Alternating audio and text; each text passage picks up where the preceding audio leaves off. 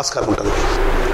Sir mayor sir, ఇందాక మీరు ప్రశ్నలకు సమాధానం ఇస్తూ డెవలప్మెంట్ వర్క్లో భాగంగా కడపలో సిటీ బస్సు రాబోతున్నాయనేసి ఒక విషయాన్ని తెలిపారు.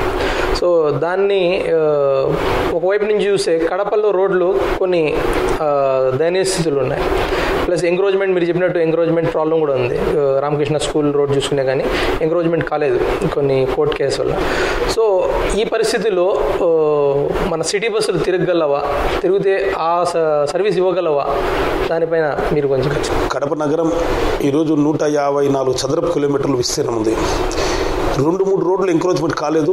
దాన్ని కూడా మేము హైకోర్టులో పరిశీలిస్తున్నాం. నిన్ననే అడ్వకేట్స్తో డిస్కస్ చేయడం జరిగింది.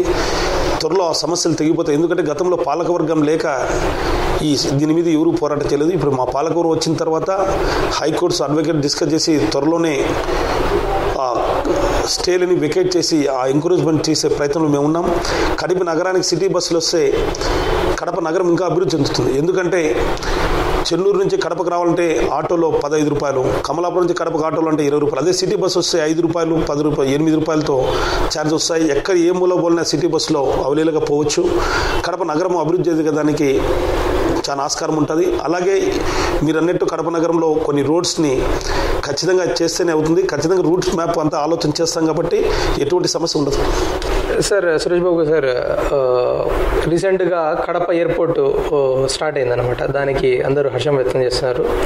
కానీ డీటెయిల్గా చూసి ఒక సమస్య మాకు కనిపిస్తుంది. కడప ఎయిర్పోర్ట్ వెళ్ళే దారిలో ఆలంగంపల్లి ఇరికాన్ సర్కిల్ వరకు డబులింగ్ రోడ్ ఉన్నాయన్నమాట. అక్కడి నుంచి మదీనా కాలేజ్ వైపు నుంచి వెళ్ళే road single lane road. So అర్జెన్సీగా వెళ్ళే వాళ్ళకు కొంచెం దాంట్లో డిఫికల్టీ ఉందని మేము భావిస్తున్నాం. దానికి మీరు మీ దృష్టికి తీసుకెళ్తున్నాం W3 తరఫు నుంచి. మీరు దానికి ఎలా సహకరిస్తారు?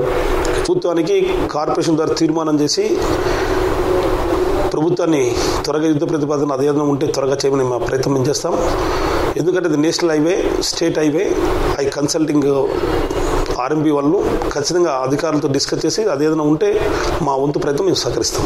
సార్, కడపలో వేస్ట్ మేనేజ్మెంట్ అయితే చెత్తను సెగ్రిగేట్ చేయడానికి మీరు ఇంతకుముందు తడి చెత్త, పొడి చెత్త సపరేట్ అనే ఉద్యమం చేపట్టారు.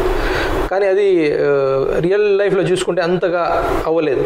దానికి ప్రజల తరఫు నుంచి సహకారం అందలేదు ఒకటి, ప్లస్ ఇక్కడ ఆఫీసర్స్ కూడా అంత కేర్ తీసుకోలేదని భావిస్తున్నాము.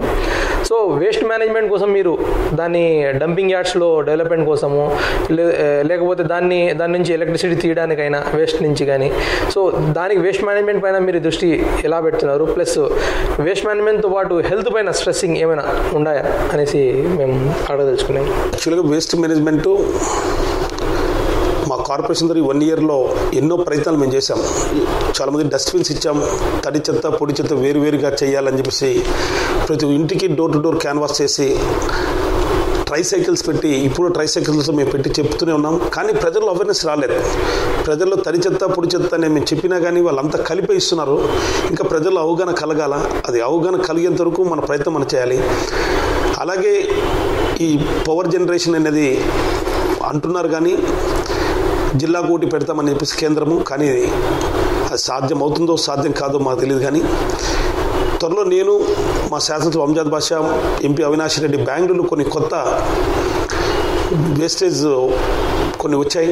దాన్ని పరిశీలించడానికి వెళ్తున్నాం. అది ఏ డివిజన్లో ఆ డివిజన్లో ఆ మిషన్ బిగించి అక్కడే క్రష్ చేసి అది ఫార్మర్స్కి బయో ప్రాజెక్ట్గా పోతుందని చెప్పేసి ప్రాజెక్ట్స్ వచ్చినాయంటున్నారు. మా ప్రయత్నంలో మేము ఆ ప్రాజెక్ట్స్ వచ్చేదానికి ప్రయత్నం చేస్తాం. అలాగే మా వేస్టేజ్ అంతా మేము గ్యాబరేజ్ ఉన్న దాంట్లో కూడా అక్కడ మా ప్రయత్నాల్లో తడి చెత్త, పొడి చెత్త వేరు చేసే కార్యక్రమం చేస్తున్నా కానీ అది ఇంకా సక్సెస్ఫుల్ కావడం లేదు. మా వంతు ఏ విధంగా ప్రజలకి చేయాలనో ఈ వేస్ట్ మేనేజ్మెంట్ దాని మీద త్వరలోనే భవిష్యత్తులో ఒక ప్రణాళిక ఆలోచన చేసుకొని మా ప్రయత్నం మేము చేస్తాం.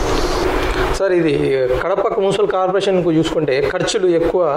ఒకటి శాలరీ తరఫు నుంచి కనబడుతుంది, రెండోది ఎలక్ట్రిసిటీ బిల్ తరఫు నుంచి కనిపిస్తుంది. సో ఈ ఖర్చులను తగ్గించడానికి, శాలరీని తగ్గించడానికి అది సాధ్యమైంది కాదని భావిస్తున్నాం. ఎలక్ట్రిసిటీని తగ్గించడానికి మీ వద్ద మీరు చేసే కృషి? వాస్తవం, సంవత్సరం కార్పొరేషన్ ఆదాయము 28 కోట్ల నుంచి 29 కోట్లు. నెలకి మాకు వచ్చే ఎలక్ట్రికల్ బిల్ 1,36,00,000 రూపాయలు. ప్లస్ మోటార్స్ రిపేర్స్ ఖర్చులు 50 లక్షలు, దగ్గర 1,76,00,000 రూపాయలు నెలకి మాకు ఖర్చు అవుతుంది. మాకు వాటర్ ట్యాక్స్ రూపంలో మాకు వచ్చేది కేవలం నెలకి 21 లక్ష. వాటర్ ట్యాక్స్ని ఏ విధంగా పెంచుకోవాలి, ఏ విధంగా ఆదాయం తెచ్చుకోవాలి, అలాగే కరెంటుని ఆదా ఏ విధంగా చేయాలనే ప్రణాళికలో మన 13th ఫైనాన్స్లో పాత మోటార్స్ని రీప్లేస్మెంట్ చేసి కొత్త మోటార్స్ వేయడం జరుగుతుంది. కొత్త మోటార్స్ అయితే కొద్ది కరెంట్ కన్జంప్షన్ తగ్గుతుంది. అలాగే వాటర్ వేస్ట్ అయిపోతున్నాయి, ఆ లీక్లన్నీ అరికడుతున్నాం. ఆ లీకులు అరికడితే కూడా వాటర్ సేవ్ చేసినట్టు అవుతుంది, అలాగే ఎలక్ట్రికల్ బిల్ తగ్గించినట్టుంది. ఆ విధంగా ఈ 1 ఇయర్లో 7 నుంచి 8 లక్షల రూపాయలు పవర్ తగ్గడం జరిగింది. అలాగే పీక్ అవర్స్లో కరెంటు ఎక్కువ మోటార్లు ఆడనీయకుండా స్టాప్ చేయడంతో దానివల్ల 2-3 లక్షల రూపాయలు కరెంట్ బిల్ తగ్గుతుంది. రాబోయే రోజుల్లో వాటర్ ట్యాక్స్ని ఇంప్రూవ్ చేసుకుంటూ కరెంటుని బిల్ని రెడ్యూస్ చేసుకుంటూ, అలాగే ఎల్ఈడికి అగ్రిమెంట్ అయినాం టౌన్లో ఎల్ఈడి కనెక్షన్స్కి. అది వచ్చినా కానీ ఫ్యూచర్లో ఆ ఎల్ఈడి కనెక్షన్ పవర్ తగ్గుతుంది. ఖచ్చితంగా భవిష్యత్తులో కార్పొరేషన్ ఆదాయం పెంచుకుంటూ ఖర్చును తగ్గించుకునే ప్రయత్నాల్లో చేసి భవిష్యత్తులో మంచి కార్పొరేషన్గా, ఒక ఆదాయం ఉండే కార్పొరేషన్గా కావాలని కోరుకుంటున్నాం. సరే, ఇంకో ప్రశ్న మా దృష్టికి వచ్చింది. ఏమంటే డ్రైనేజ్ క్లీనింగ్, డ్రైనేజ్ ఎప్పుడైతే మామూలు టయానికో డ్రైనేజ్ అంతా క్లీన్ కాదనేసి ప్రజల ఒక భావన. ఎప్పుడైతే విఐపీలు ఆ యొక్క ప్రాంతాన్ని సందర్శిస్తారో అప్పుడు బాగా చెత్తను క్లీన్ చేసి అదే బ్లీచింగ్ పౌడర్ చల్లడం జరుగుతుంది.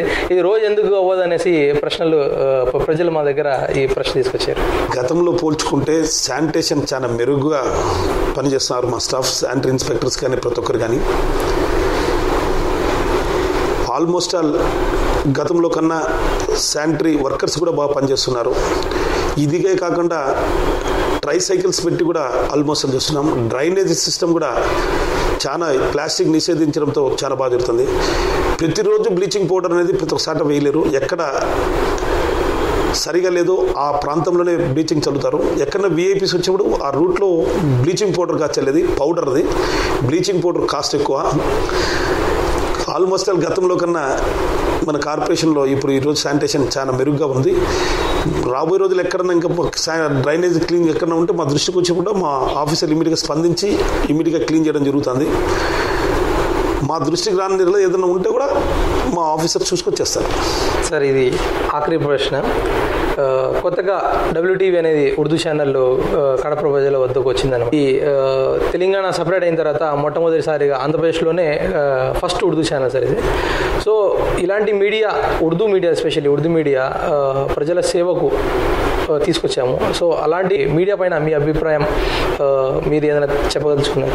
WTV కడపలో ఉర్దూ ఛానల్ రావడం, ముఖ్యంగా ఉర్దూ న్యూస్ అనేది గడిచిన సాక్షి ఛానల్ వచ్చిన తర్వాతనే 4:30 నుంచి 5 గంటలకి సపరేట్గా ఉర్దూ ఛానల్ అనేది ప్రవేశపెట్టడం జరిగింది. అదేవిధంగా WTV ఛానల్ ఏపీలో ప్రజలకు సేవ చేస్తూ ప్రజలు మన్నను పొందాలా, అలాగే ప్రతి ఒక్కటి ఛానల్ను ఉర్దూ ఛానల్ పెట్టి ఇంకా ఉర్దూని ఇంప్రూవ్ చేసి ఉర్దూ ఛానల్స్ భవిష్యత్తులో ఇంకా రావాలని మనస్ఫూర్తిగా కోరుకుంటూ WTV ఛానల్ కడపలో పెట్టినందుకు భవిష్యత్తులో ఇంకా ముందుకు వెళ్ళేదానికి ప్రజలకి మన్నలు పొంది ఇంకా ముందుకు పోవాలని మనస్ఫూర్తిగా కోరుకుంటున్నాను. గత నెల 19 నుంచి రంజాన్ మాసం ఒక్క పొద్దులు స్టార్ట్ అయినాయి. ఎంతో పవిత్రంగా రంజాన్ ముస్లిం సోదరులందరూ ఒక్క పొద్దులుంటూ దేవుని ప్రార్థిస్తూ ఉన్నారు. ఈ నెల 19న 17న రంజాన్ పండగ. ప్రతి ఒక్క ముస్లిం సోదరులకి ప్రతి ఒక్కరికి రంజాన్ శుభాకాంక్షలు. ప్రతి ఒక్కరూ సుఖ సంతోషాలతోని, రైతు సోదరులు, రైతు కూలీలు కానీ అందరూ బాగుండాలని, ప్రతి ఒక్కరూ ఉండాలని, ముఖ్యంగా మన నగర ముస్లిం సోదరులకు అందరికీ రంజాన్ శుభాకాంక్షలు. సురేష్ బాబు సార్, WTVకు మీ విలువైన సమయాన్ని కేటాయించినందుకు ధన్యవాదాలు తెలుపుకుంటూ కడప ప్రజల తరఫు నుంచి మరియు మా హోల్ టీమ్ తరఫు నుంచి 1 year పూర్తి చేసినందుకు మరి ఒకసారి కృతజ్ఞతలు తెలుపుకుంటాను. ధన్యవాదాలు. ये थे हमारे बाल्दिया के मेयर जनाब सुरेश बाबू सर. तो फिर मिलेंगे अगले हफ्ते फिर और एक नई शख्स और शख्सियत के साथ. तब तक अल्लाह हाफिज़.